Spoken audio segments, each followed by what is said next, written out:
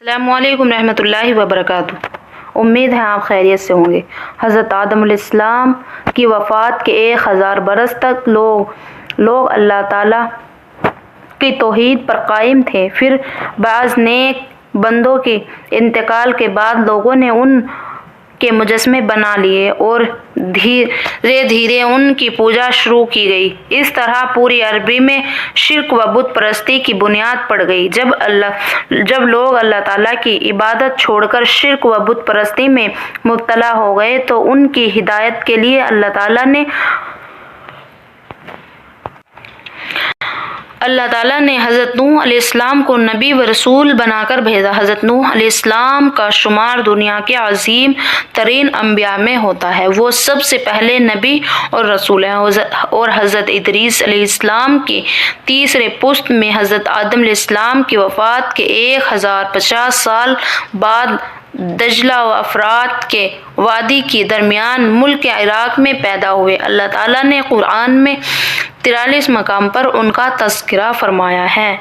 जब लोगों की नाफरमानी और बुत परस्ती दुनिया में आम हो गई तो अल्लाह ताला ने उनकी हिदायत व रहनुमाई के लिए हज़रत नूह अलैहिस्सलाम को नबी बनाया। उन्होंने लोगों को नसीहत करते और दीन की दावत देते हुए फरमाया, तुम सिर्फ अल्लाह की इबादत व बंदगी करो और वो तुम्हारी गुनाहों को माफ़ कर देगा। इस नसीहत को सुनकर कौम के सरदार ने जवाब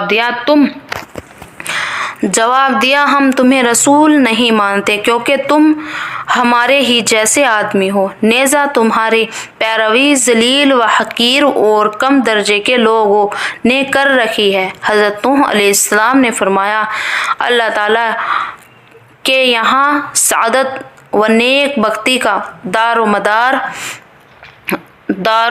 दौलत पर नहीं बल्कि अल्लाह ताला के हुक्म और उसकी रज़ा के लिए दे रहा हूँ। वही मेरी मोहब्बत का अजर व सवाब अता फरमाएगा।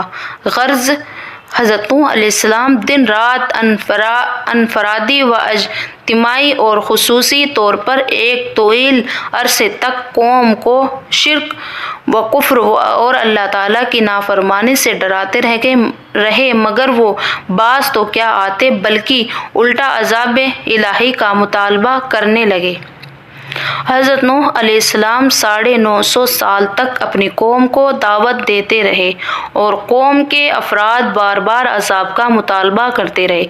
साथ ही अल्लाह ताला ने हज़रत नूह अलैहिस्सलाम को खबर दी कि अब मौजूद ईमान वालों के अलावा कोई और ईमान नहीं लाएगा। तो उन्होंने दुआ की, ए अल्लाह अब इन बदबख्तों पर ऐसा अज़ाब नाजिल फरमा कि एक भी काफिर व मुशरिक ज़मीन पर जिंदा ना बचे। अल्लाह ताला ने उनकी दुआ कबूल फरमा ली और हुक्म दिया कि तुम मेरी निगरानी और हुकूमत के तहत एक कश्ती तैयार करो। चुनाचे एक कश्ती तैयार की गई। फिर अल्लाह ताला के हुक्म से ज़मीन व आसमान से पानी की दहानें खुल गई और देखते ही देखते ज़मीन पर पानी ही पानी जमा हो गया। उस वक्त हज़रत नूह अलैहिस्सलाम बेहिक्मी खुदावंदी मोमिनीन और जानदारों में से एक जोड़े को लेकर कश्ती में सवार हो गए। बाकी तमाम काफिर व मुशरिक पानी के इस तूफान में हिलाक हो गए। 6 महीने के बाद कश्ती 10 मुहर्रमुल हरम को जोड़ी पहाड़ पर ठहरी तो हज़रत नूह अलैहिस्सलाम अहले ईमान को लेकर अमन व सलामती के साथ ज़मीन पर उतरे और फिर अल्लाह ताला ने उन्हीं से दुनिया की आबादी का दोबारा सिलसिला शुरू फरमा दिया। इसीलिए आपको आदम सानी कहा जाता है।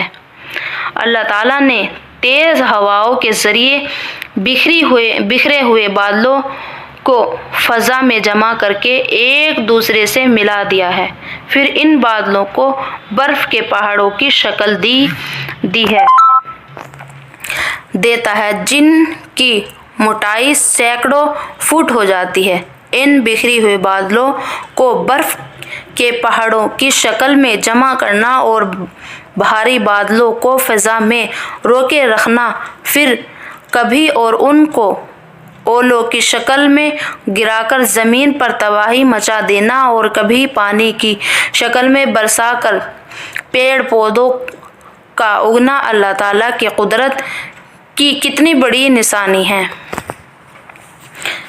ویڈیو کو پورا دیکھیں، ویڈیو کو لائک کریں، شیئر کریں اور کمنٹ کریں۔